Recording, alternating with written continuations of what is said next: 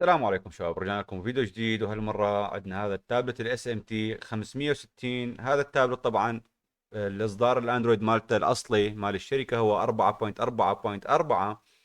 قبل سنتين تقريبا قمنا بعمل فيديو تفصيلي حول كيفية رفع اصدار الاندرويد لهذا الجهاز وتنصيب روم معدل او كوستوم روم بالاصدار 7.1.2. وفعلا كان روم رائع جدا، هو اللي هو شوفوه امامكم حاليا.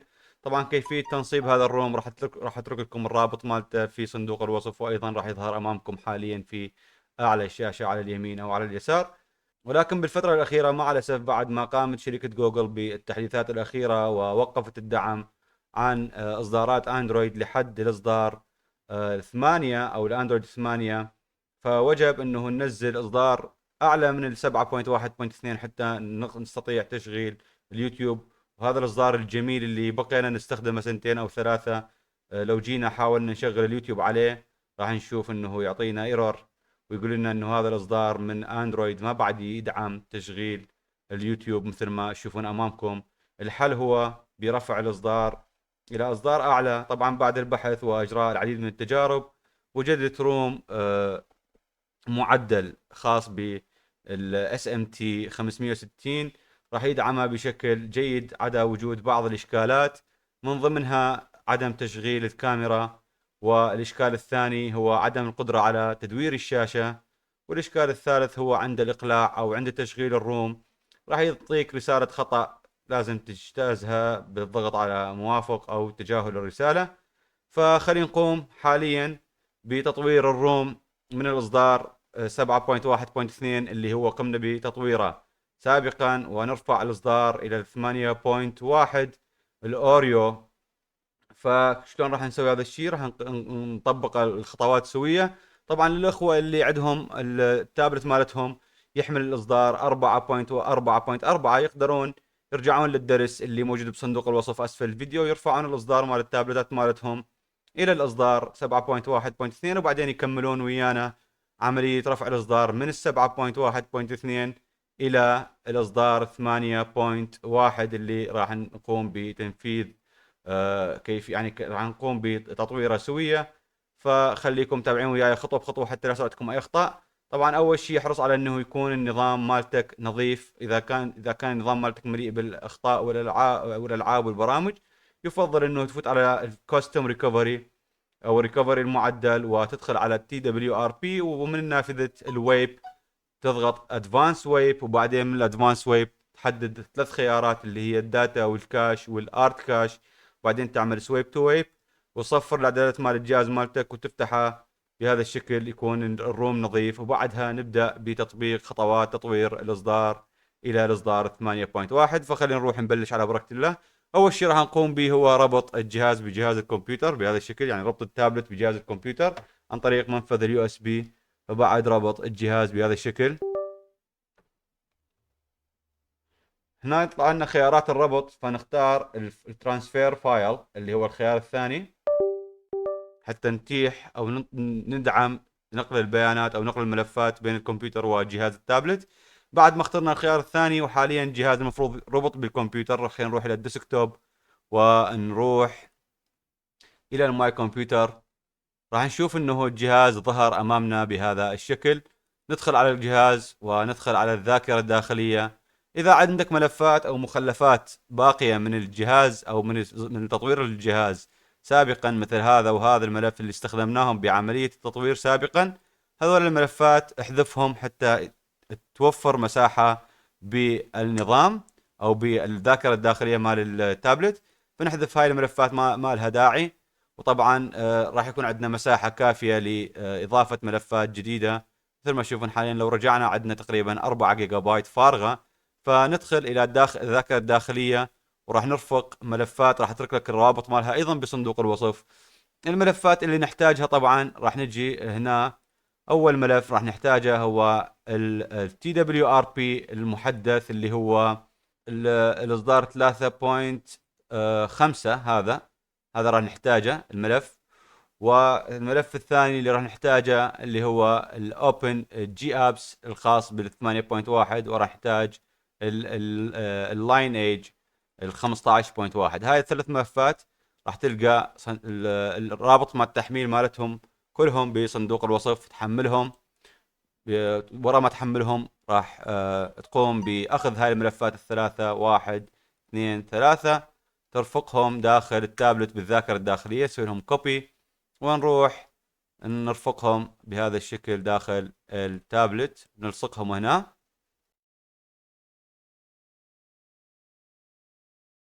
ومثل ما تشوفون اخوان، صار عندنا ملفين ثلاثة بداخل الذاكرة مال الجهاز او الانترنال شيرد ستورج. عندنا الملف الاول هذا هو ملف الروم المعدل، الملف الثاني هو ملفات او ملف تنصيب حزم الجوجل ابس او حزم تطبيقات جوجل، والملف الثالث هو تحديث التي دبليو ار بي بهذا الشكل. هذول ثلاث ملفات تحتاجهم في عملية التطوير. راح ناخذ هاي الملفات طبعا بعد ما خليناها بداخل التابلت. كيفيه تحميل هاي الملفات، خلينا ناخذ فكره عن كيفيه تحميلها بشكل سريع، ترى بعدين قولوا لي ما عرفنا نحملهم او ما عرفنا كيفيه الحصول على هاي الملفات. طبعا راح اجي راح اترك لك الروابط طبعا مال التحميل في صندوق الوصف، وبالتعليقات ايضا راح اثبت لك اياها بالتعليق المثبت. طبعا الكوستم روم هذا الرابط مالته راح تاخذه بهذا الشكل، وراح تجي كوبي وتلصقه بالمتصفح عندك بهذا الشكل. بعد ما تلصقه راح تشوف يفتح عندك بهذا الشكل الملف ميديا فاير. راح تجي تدوس على الداونلود هنا، وبعد ما تدوس على الداونلود تجي تحملها بكل بساطة، تخزنها عندك على أي مكان وليكن سطح المكتب حتى تمهده لعملية الخزن على التابلت. هنا مثل ما تشوف لو عملت له سيف راح أخزن الملف على سطح المكتب وأكون حملت ملف الروم. هذا الملف الأول. نجي على الملف الثاني كيفية تحميله. أيضا ما راح أحمله أنا طبعا لأنه محمله أنا. هنا نقول له كلوز براوزر. الملف التي دبليو ار بي او الكوستم ريكفري، الرابط مال التحميل مالته هنا.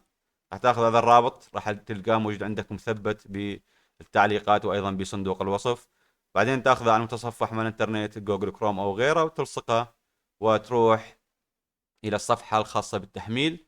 تنتظرها ثواني تحمل عندك مثل ما تشوفوا هنا. هذا هو التي دبليو ار بي الخاص بال 560.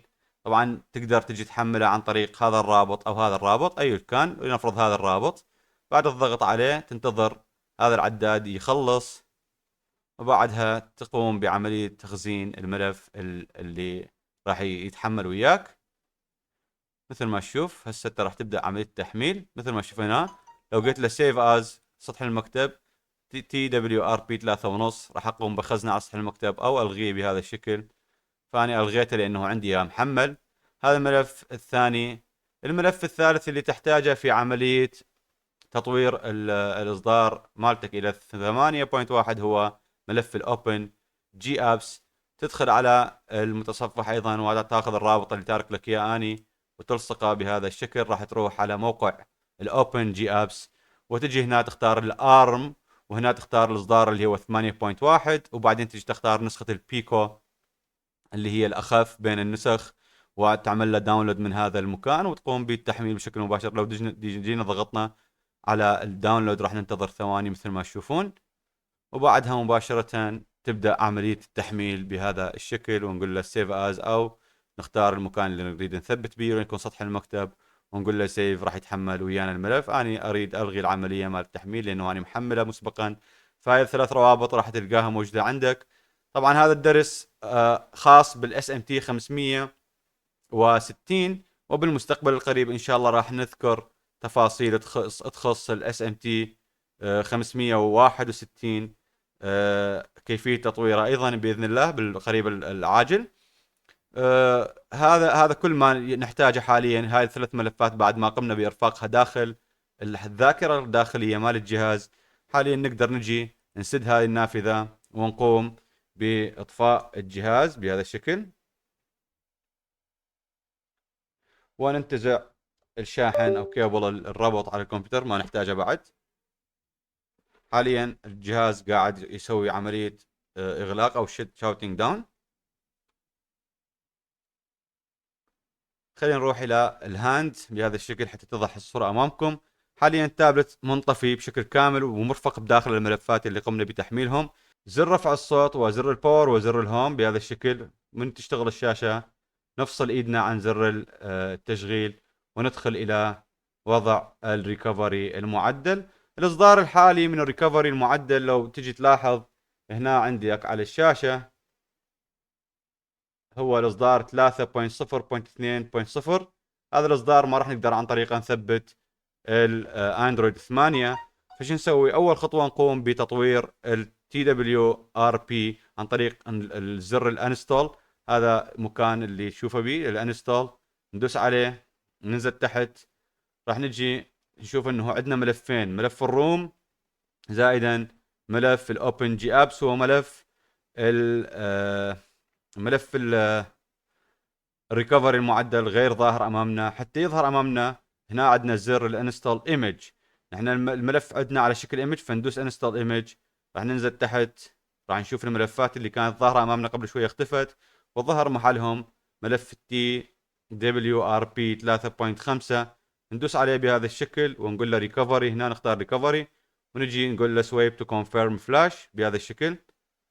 مثل ما تشوفون تمت عملية تنصيب الريكفري المعدل أو عملية تحديثه. نرجع رجوع بهذا الشكل، وعن طريق الريبوت هنا ندوس على ريبوت ونقول له ريكفري. هنا ندوس على ريكفري حتى الجهاز يقلع ويدخل إلى الريكفري بشكل مباشر. حاليا لو تجي تنتبه الإصدار مال الريكفري المعدل تغير عندنا وصار الإصدار 3.5 مثل ما واضح أمامكم.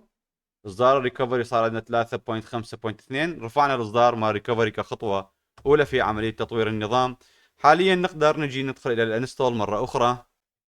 ندخل على الانستول، ننزل تحت، راح نشوف انه ظهرت امامنا الملفات. الملف الاول هو ملف الروم المعدل، الملف الثاني هو ملف الاوبن جي ابس. نضغط على ملف الروم المعدل بهذا الشكل ونقول له سويب تو كونفيرم فلاش بهذا الشكل.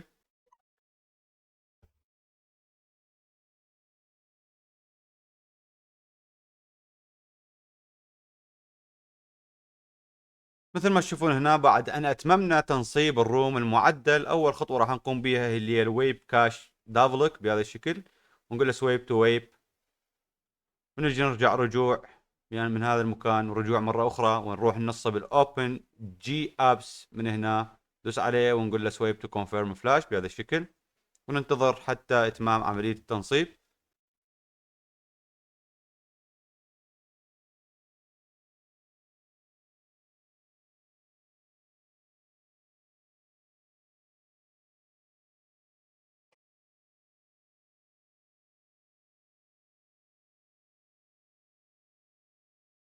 هنا مثل ما تشوفون تمت عملية تنصيب الريكفري او الروم المعدل زائدا ملف الاوبن جي ابس. حاليا ايضا نجي نقول له او نجي نقوم بعمليه الويب كاش دافلوك بهذا الشكل ونقول له سويب تو ويب، وبعدين نرجع رجوع. الملفات طبعا لازم نحذفها ايضا حتى نوفر مساحه، ونجي على الويب من هاي المكان، نروح على الادفانس ويب. هاي طريقه فورمات. اذا تريد فورمات النظام مالتك، اذا يصير عندك اي اشكال بالنظام تريد ترسته او تريد تعمل له اعاده ضبط او تعمل له فورمات، تدخل على الريكفري المعدل وتروح الى قسم الويب وبعدين ادفانس ويب، تحدد الارت كاش وتحدد الداتا وتحدد الكاش. لا تحدد السيستم ولا تحدد الانترنال ستورج لان راح يمسح كل البيانات. احرص انك تحدد هاي الملفات فقط اللي هي الارت كاش والداتا والكاش. بعد ما تقوم بتحديدهم الكاش والداتا والارت كاش، تقول له سويب تو ويب بهذا الشكل وتنتظر عملية الإكمال. يقول لك دان هنا، يقول له ريبوت سيستم، وتنتظر عملية الفتح الأولى اللي قد تستغرق وياك من 5 إلى 10 دقائق، فخليك شوية صبور.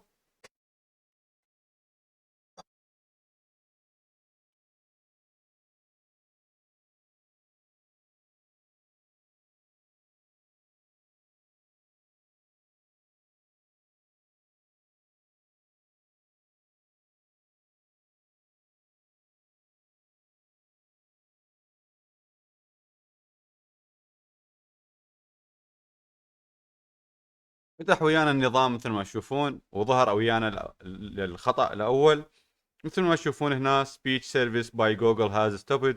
هاي طبعا تهملها لهاي الخطأ، تتجاوزه بهذا الشكل، تختار اللغة وليكن انجلش، تقول start، هنا تقول له skip، وهنا يقول لك يعني يريد منك اتصال بشبكة، ايضا نقول له skip continue.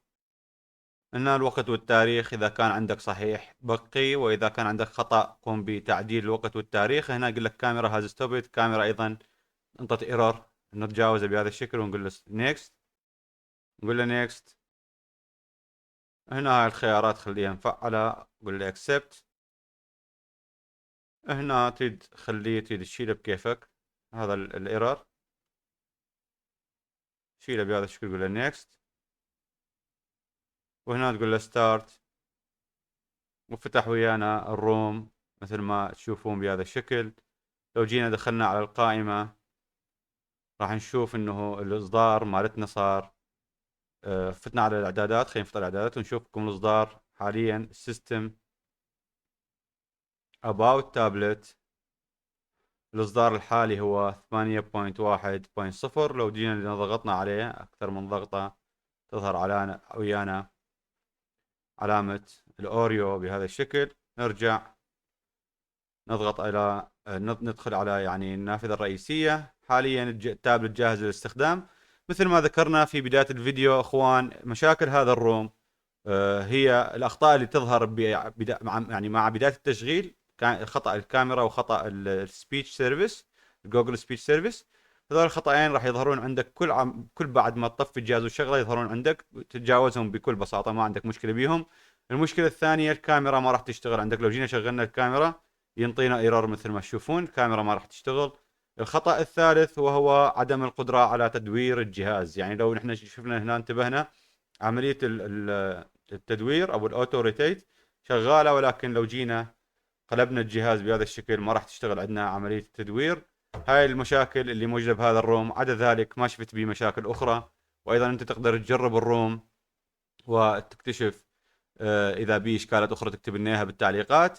طبعا راح اظل متابع بالمستقبل، اذا صار تحديثات او صار سد لهاي الثغرات او اصلاح لهاي المشاكل راح ازودكم بها. فخليكم متابعين القناة ومفعلين زر الجرس حتى يصلكم اي تنبيه يخص هذا التابلت. طبعا بعدها راح نحتاج انه نجي نوصل الجهاز بالانترنت، فنروح نكنكه عن طريق الواي فاي حتى نقوم بتجربة الروم سوية عن طريق الواي فاي.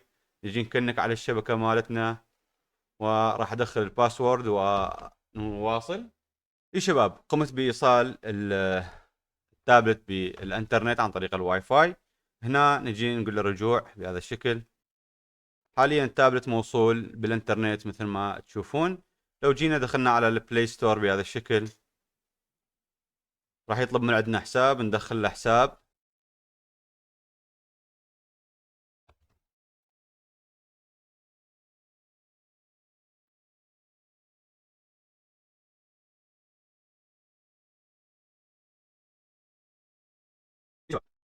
يا شباب بعد ما قمنا بادخال الحساب مثل ما تشوفون، ننتظر الثواني راح نشوفها، وبشكل اوتوماتيكي قام بتحديث البلاي ستور الى الاصدار الاخير. حاليا لو دخلنا على البلاي ستور، حاليا خلينا نجي نحمل اليوتيوب ونبحث عنه من هنا، نقول له انستول.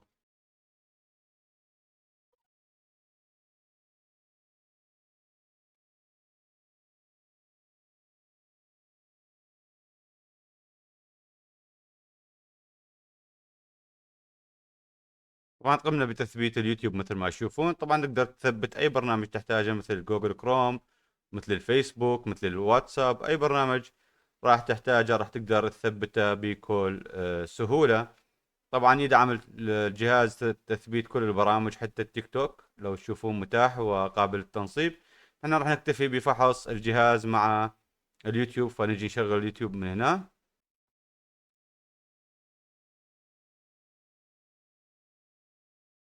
مثل ما تشوفون فتح اليوتيوب ويانا بدون اي اشكال. لو جينا بحثنا عن قناة، حاليا قناة قداوي تك اللي هي قناتنا، تظهر حاليا وياكم بنتائج البحث مثل ما تشوفون. نختار أي فيديو من هاي الفيديوهات الظاهرة أمامنا. طبعا الجهاز يدعم تشغيل الفيديوهات حتى فول اتش دي. لو جينا اختارينا من هنا من الكواليتي، رفعنا الاصدار او رفعنا الريزوليوشن مال الفيديو،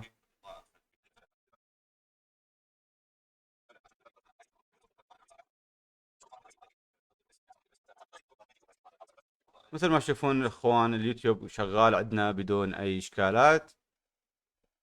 مع الاسف ما راح نقدر نسوي فول سكرين.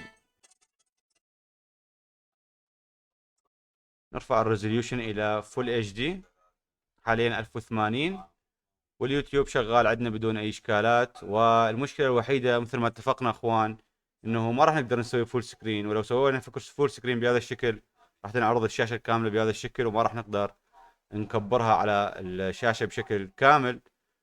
هاي المشكله اللي صراحه ازعجتني بالروم. عدا هاي المشكله انك الكاميرا ايضا قلنا انه ما راح نقدر نشغل الكاميرا. هاي مشاكل الروم اللي ما عندنا غيرها. آه، اعتقد الروم يعني راح يفي بالغرض، لانه مثل ما شفتوا التحديثات بعد ما وقفت على الروم 7.1.2، فمضطرين نحن ننصب هذا الروم ولو بشكل مؤقت لحين اصدار او يعني ظهور حلول لهاي الاشكالات بالمستقبل ان شاء الله. راح ازودكم ايضا بمعلومات حول هاي يعني اذا صار عندنا استجد شيء بخصوص يعني هاي المشاكل او تم اصلاحها، راح ابلغكم ان شاء الله بفيديو تفصيلي ايضا بالمستقبل. فحتى تضمن الحصول على السوليوشن او الحل لهذه الاشكالات، خليكم متابع او خليك مفعل زر الجرس للقناة حتى يوصلك الجديد.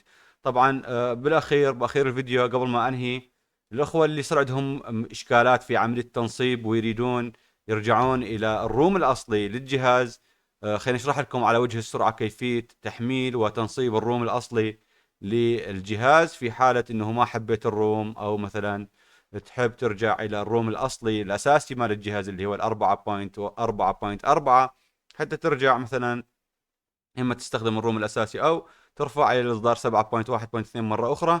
كيفيه تطبيق هذه الخطوات: اول شيء خلينا نروح الى الديسكتوب وننزل تحت ونجي نفتح المتصفح.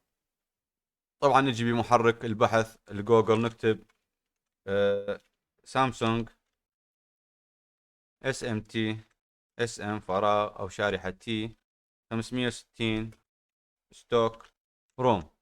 تكتب هاي العبارة، تبحث، وعن طريق الرابط الاول مثل ما تشوفون تدوس هنا. هذا الموقع موثوق برومات لاغلب الاجهزة.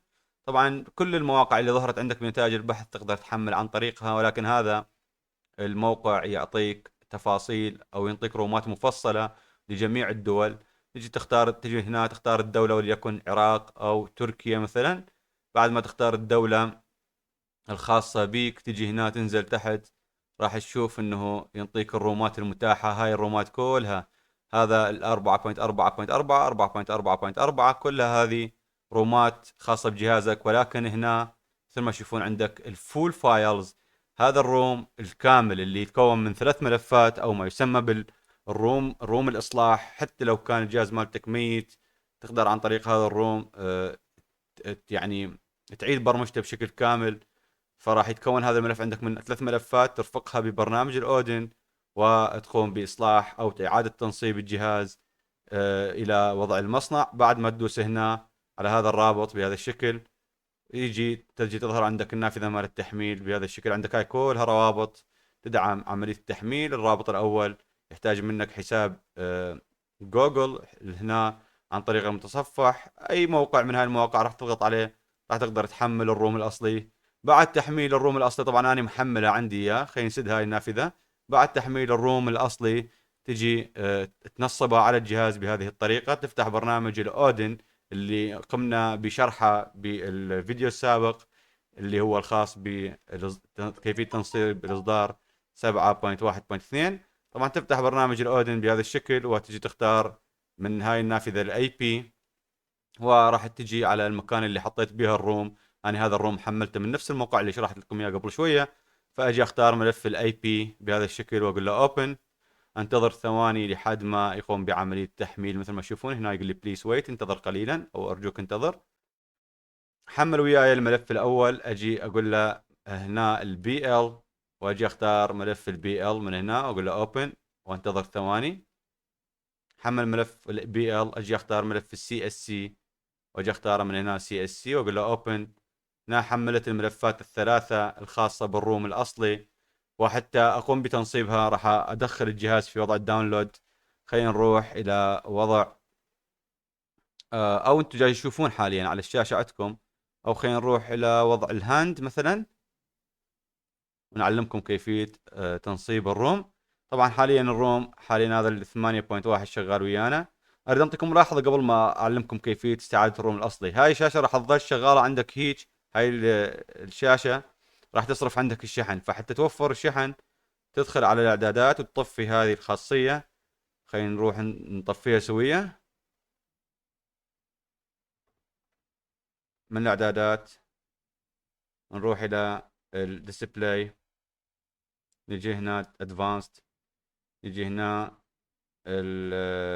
الالويز اون مثل ما تشوفون هنا ندوس عليها. الالويز اون نطفيها بهذا الشكل. واذا تريد تجيك اشعارات تشغل الشاشه، تريد تخليها شغاله او تريد تطفيها ايضا تقدر تطفيها حتى ما تجيك اشعارات لا تشتغل عندك الشاشه تصرف شحن.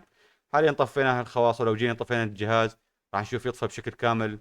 ما راح يطلع عندنا شاشه الالويز اون، وبالتالي راح يوفر الشحن وياك ويطول عندك تطول عندك البطاريه بشكل اطول، او البطاريه تطول عندك وياك بشكل اكثر. حاليا خلينا نطفي الجهاز بشكل كامل وندخل الجهاز في وضع الداونلود مود. طبعا ندوس على زر الهوم وزر رفع الصوت وزر التشغيل في آن واحد بهذا الشكل. بعد ما تعلق الشاشة نرفع ايدنا عن زر التشغيل ونظل ضاغطين بهذا الشكل. طبعا دخلنا على الريكفري المعدل.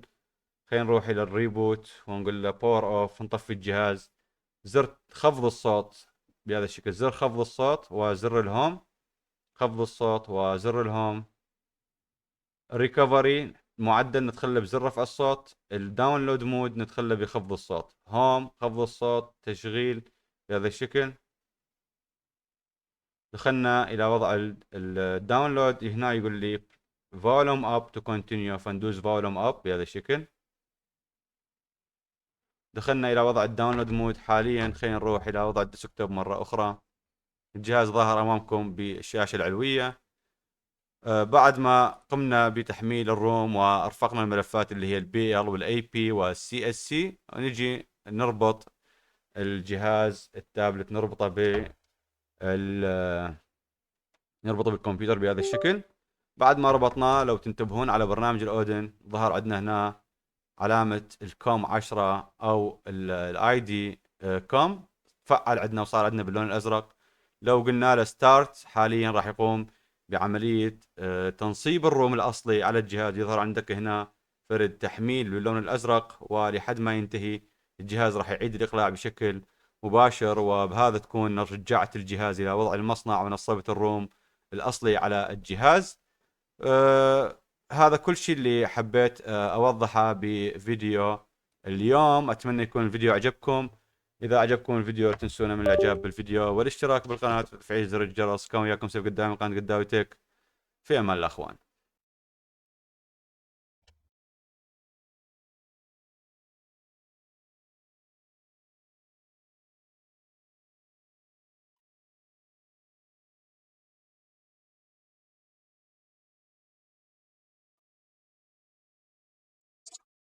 Sizlerle birlikte YouTube Delimine kanalında yepyeni bir seri başlatıyoruz. Depo Savaşları Delimine kanalına hayırlı olsun.